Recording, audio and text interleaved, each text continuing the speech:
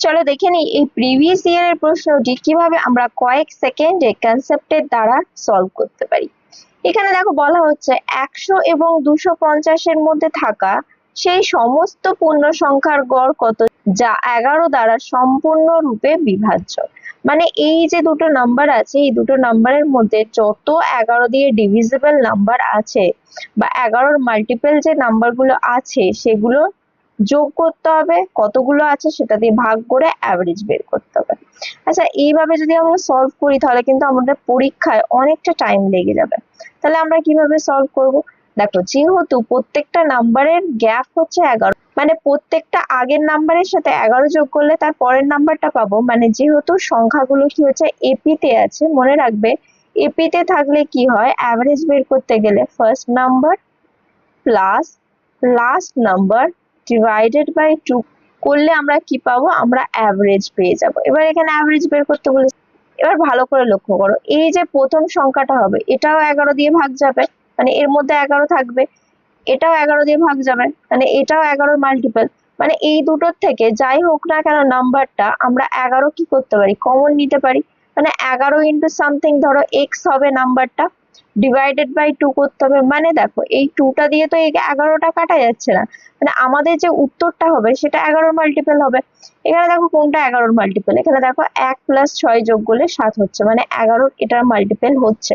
বা কিভাবে চেক করা যায়, আর একটা মেথড নিশ্চয়ই তোমরা জানো, এখান থেকে এটাকে বিয়োগ করো, 6 থেকে 8 বিয়োগ করছো মানে -2 হচ্ছে, আর এখানে 1 হচ্ছে, যোগ করলে যেহেতু 0 হচ্ছে না তাহলে এটা উত্তর হবে না। বা 11-র মাল্টিপল হলেও এটা কি হবে, 11 দিয়ে ডিভিজিবল হবে। এখানে সেই একই ভাবে দেখো 6 - 9 মানে হচ্ছে -3, এখানে 1 আছে, 1 প্লাস এটা করলে কখনোই 0 আসছে না, তাহলে এটাও 11 দিয়ে ভাগ যাবে না।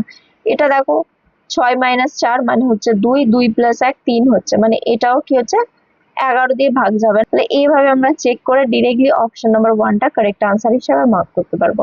বা আরেকটা কি করতে পারি, দেখো 100-র পর যে নাম্বারটা 11 দিয়ে ডিভিজিবল সেটা কি হচ্ছে 110, কারণ 11 × 9 কি হয় 99, আর 11 × 10 110 হয়। এটা সব থেকে ছোট নাম্বার, মানে হচ্ছে ফার্স্ট নাম্বার। আর লাস্ট নাম্বার কি হচ্ছে এর আগের নাম্বারটা। তার জন্য কি করবে, 250টাকে তোমরা কি করো 11 দিয়ে ভাগ করো। এবার 11 দিয়ে ভাগ করলে দেখো 11 দুগুণে কত হবে, 22 হবে। এবার দেখো 30, মানে হচ্ছে এখানে 3 আর এই 0টাকে নামো, আর একবার যাবে, মানে 11 দুগুণে আবার 22 হচ্ছে। মানে তারপর রিমাইন্ডার থাকছে পয়েন্ট সামথিং, মানে 22 বার পুরোপুরি যাচ্ছে। 11 22 ভাবে ক্যালকুলেট করবে এটা। তার জন্য এই লাস্ট নাম্বারটা বের করতে গেলে 2টাকে, এই 2টাকে লেখো, এই দুটোকে যোগ করে যেটা হচ্ছে মাঝখানে লেখো, মানে 242। তাহলে এটা সব থেকে ছোট নাম্বার, এটা সব থেকে বড় নাম্বার, তাহলে এই দুটোকে যোগ করতে হবে, যোগ করে 2 দিয়ে ভাগ করতে হবে। এটাকে যদি যোগ করো তাহলে কত পাচ্ছ, 352 হচ্ছে, ডিভাইডেড বাই 2 করতে হবে। তাহলে এখানে 17 2s আর কত হয় 34, আর 2 6 আর 12, মানে হচ্ছে 176 হয়ে যাবে কারেক্ট আনসার।